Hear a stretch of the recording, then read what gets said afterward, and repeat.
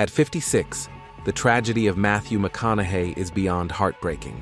Under the golden lights of Hollywood, Matthew McConaughey stands as the picture of effortless charm, the grin, the drawl, the swagger that made the world fall in love. Yet behind that easy smile lies a storm that few ever dared to see.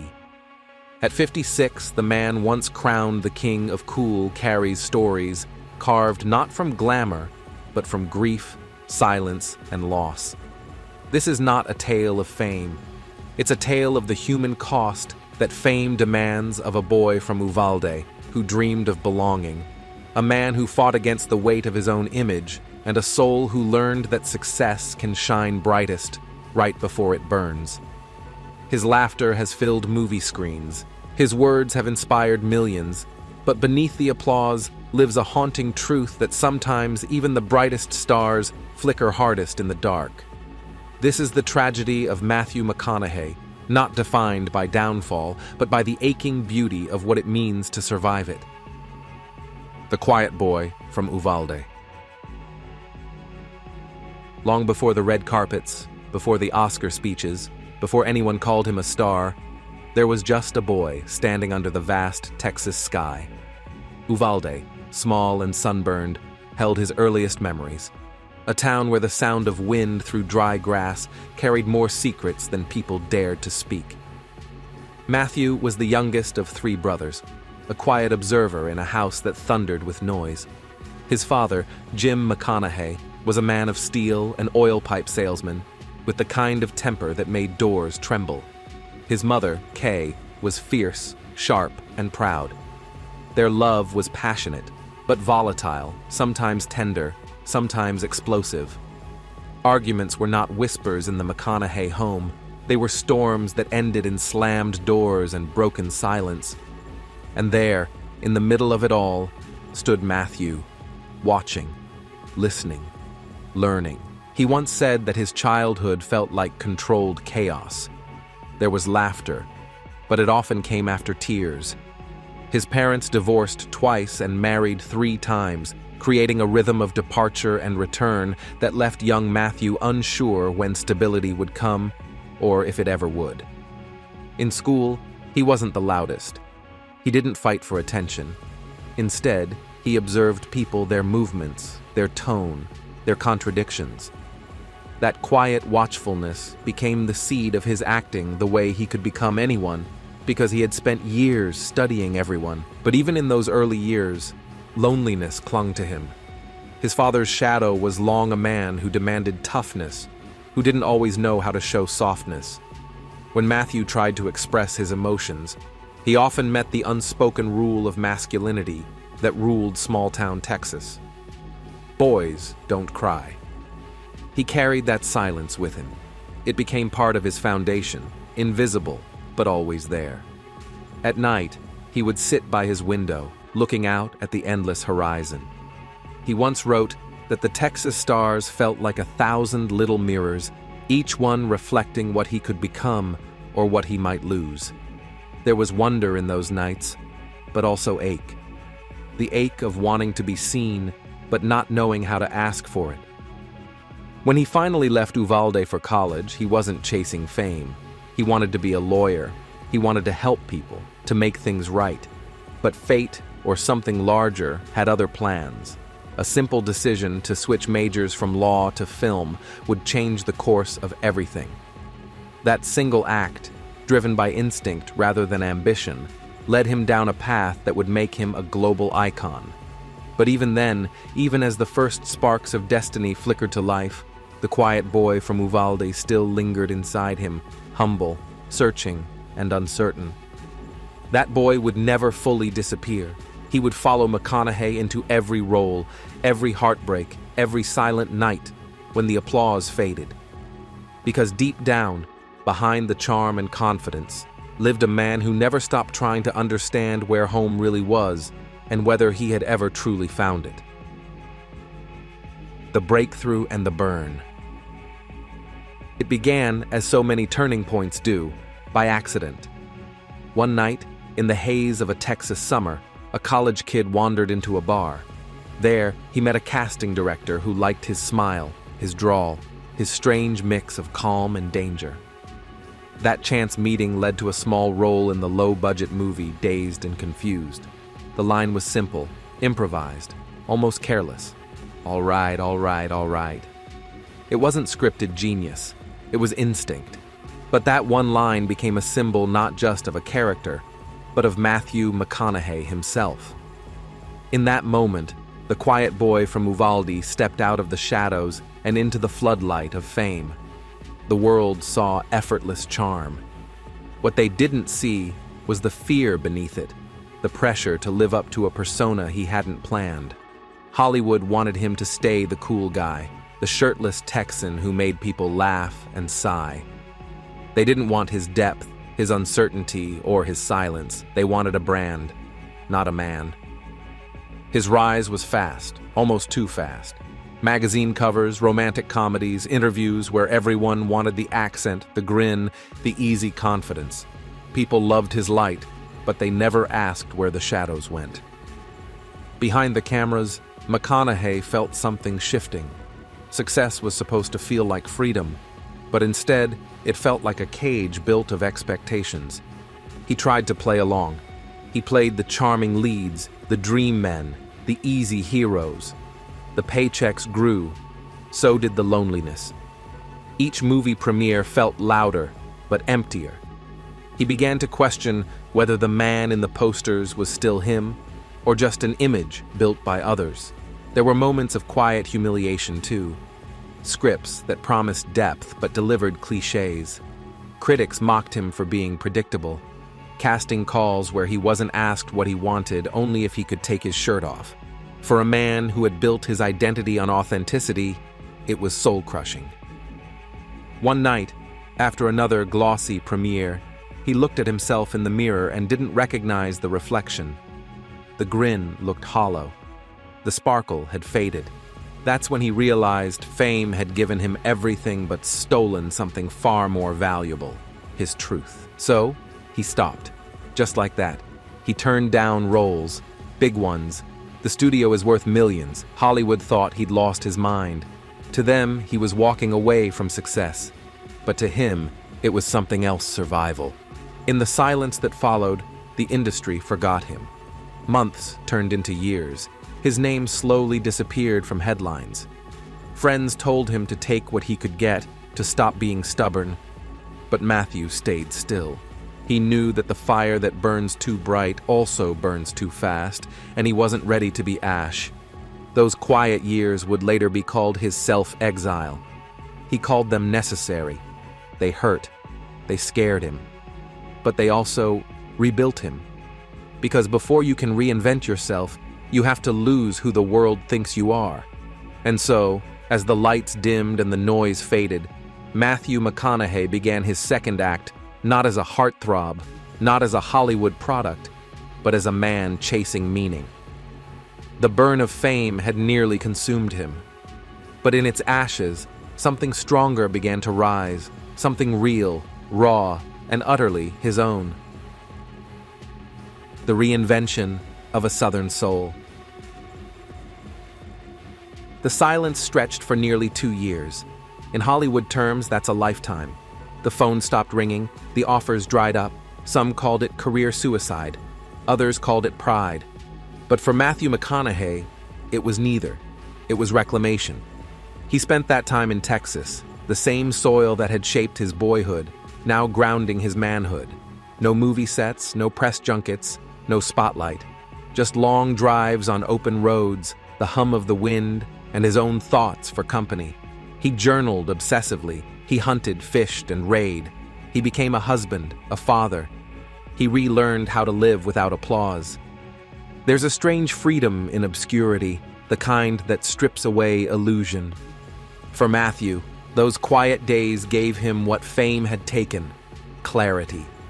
He began asking the hardest question any actor can face. Who am I when the cameras aren't rolling? Then one day, a script landed in his hands. The Lincoln Lawyer. It wasn't flashy. It wasn't romantic. It was human, raw, real. A man balancing justice and guilt, right and wrong, much like Matthew himself. He said yes, quietly. like a man stepping back into sunlight after years underground. The performance was electric.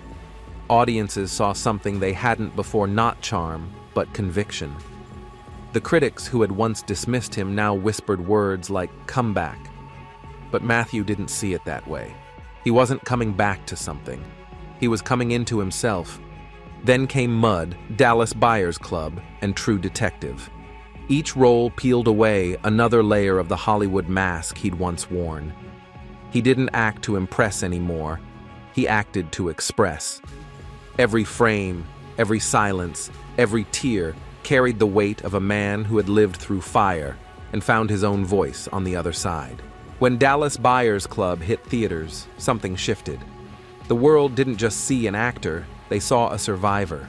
The role of Ron Woodroof, the stubborn, dying man who refused to surrender, mirrored McConaughey's own battle to reclaim his life.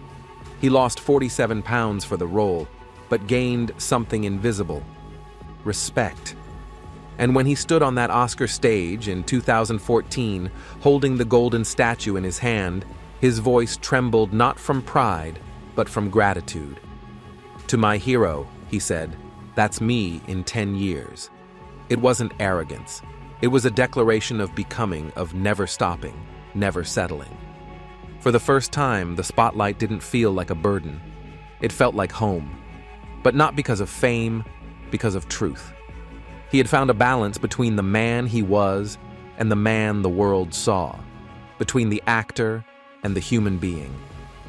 And yet, even in his triumph, there was a flicker of melancholy. The world called it a comeback story, but Matthew knew that every victory carries a shadow. The deeper you go, the more you give of yourself. He poured his soul into each role, and sometimes, when the cameras stopped rolling, he wondered if there was anything left of Matthew underneath. But for now, he smiled. Not the grin from movie posters, a softer, steadier smile. One that said, "I've been to the edge, I've burned, I've rebuilt." It wasn't a Hollywood ending. It was something better, a human one. The price of the spotlight. By the time Matthew McConaughey reached the apex of his career, the world had learned to celebrate him. The smile, the accent, the effortless charm. But behind the bright lights, the applause, the glittering premieres, there was a quieter, harsher truth. Fame is seductive, but it is never free. Hollywood had given him everything he once dreamed of: fame, fortune, and accolades. But it also took much in return. His calendar became a relentless machine, a series of travel, press appearances, film sets, and photo ops. Personal time, private moments with family, even long walks on the beach all became luxuries he could rarely afford. Every role demanded not just skill, but the surrender of self. The more he gave the world, the less of himself remained untouched. His marriage, though strong in love, was tested by distance and schedule. He would call from trailers or green rooms, hearing the laughter of his children over a crackling phone line. It was a reminder that life, while on display, was also slipping through his fingers. The irony was sharp. The man who had once sought glory to be seen, now longed simply to be present. The roles became heavier too. The deeper, darker, more complex characters brought accolades, but also fatigue. To become someone else on screen is to abandon yourself for a time, a brief escape that can weigh on the soul. Matthew threw himself into the process, often losing weight, pushing emotional boundaries, questioning mortality, and staring at human fragility. Each performance demanded a toll. Each award felt bittersweet. Even when the red carpet flashed, the smiles were sometimes hollow. Matthew noticed it most in quiet moments. The empty suites, the late-night hotel rooms, the long drives home. Hollywood glamour could not fill the spaces carved by longing for simplicity, for normalcy, for the life he had glimpsed during his Texas retreats. The audience applauded the actor, but the man behind it all sometimes felt invisible. And yet, there was resilience. He learned to navigate the delicate balance between exposure and protection. He began saying no to projects that promised prestige but little purpose. He became more selective, more deliberate. Each role had to resonate, had to illuminate some truth, had to serve more than fame alone. But the cost of fame also came in whispers, rumors, misjudgments, and the occasional scandal that Hollywood thrives upon. Even in triumph, there is scrutiny. The public examines every gesture, every choice, every wrinkle of character. And though Matthew endured, he learned the sharp edge of celebrity. Intimacy is currency. Privacy is rare. Authenticity is sometimes questioned. The irony of peak fame is cruel. You are everywhere, yet alone. McConaughey felt it in quiet hotel rooms, in the empty echo of applause after premieres, in the isolation that only success can impose. Friends were hard to keep, trust was fragile, and the world's gaze was relentless. To smile for millions on a screen while longing for a simple dinner with your family was the hidden price few acknowledged. But there was a lesson in the cost. Each sacrifice, each lonely night, each fleeting moment of disconnection taught him empathy. He understood others' struggles more deeply because he had walked through his own. The heartbreak, the exhaustion, and the longing all became fuel for the performances that would define him not as a Hollywood star, but as a storyteller of humanity. Fame, in its purest form, had given him perspective. The sparkle of a premiere was nothing compared to the warmth of a quiet morning with his children. The glow of an award was dwarfed by a genuine conversation with a friend. The spotlight illuminated not just him, but also the shadows he had come to know intimately. And so, even at the height of his career, Matthew carried both triumph and melancholy. He understood that to be celebrated publicly is to confront privately the sacrifices that come with it. The world may have seen a confident, unshakable actor, but behind the smiles was a man constantly negotiating between desire, duty, and the quiet ache of humanity. He was a star whose brightness came at a cost. Yet in that cost, he found depth, authenticity, and a subtle wisdom.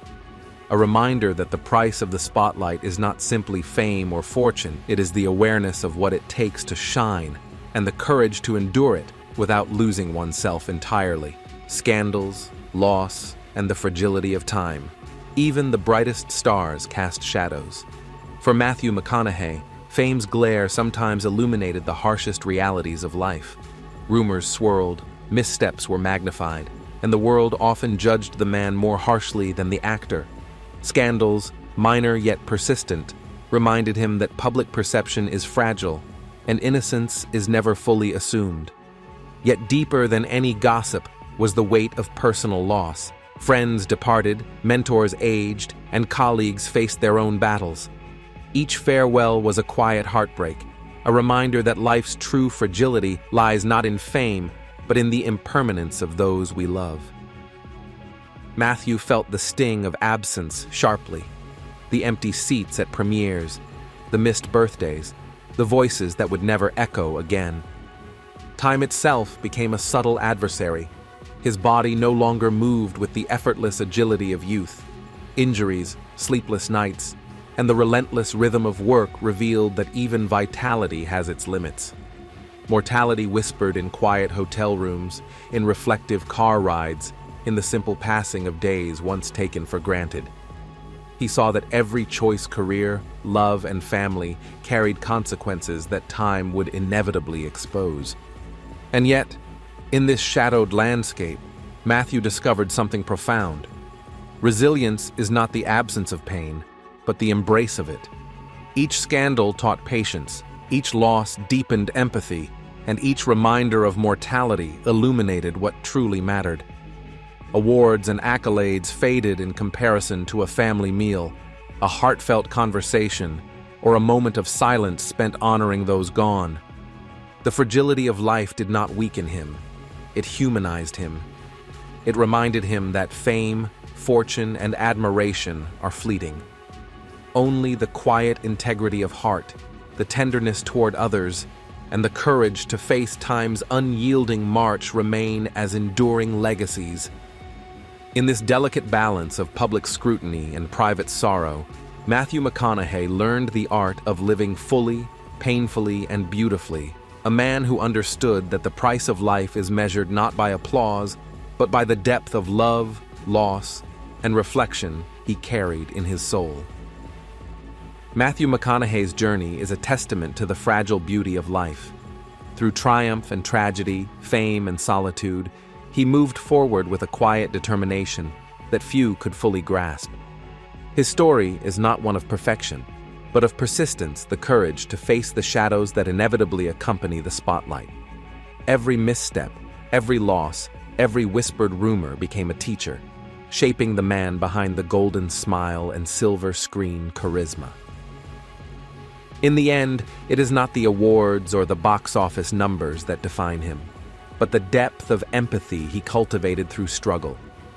He reminds us that life's worth is measured not in applause, but in the sincerity of our connections, the resilience of our spirit, and the grace with which we embrace our mortality. Matthew's tale whispers a simple, enduring truth. Joy is sweeter when tempered by sorrow, and the human heart grows strongest when it bears both love and loss. As he continues to navigate the delicate dance between public gaze and private life, his journey becomes more than a story of a celebrated actor. It becomes a reflection of our own fragile, fleeting, and beautiful existence. In that reflection, there is hope, wisdom, and an invitation to live fully, courageously, and with compassion.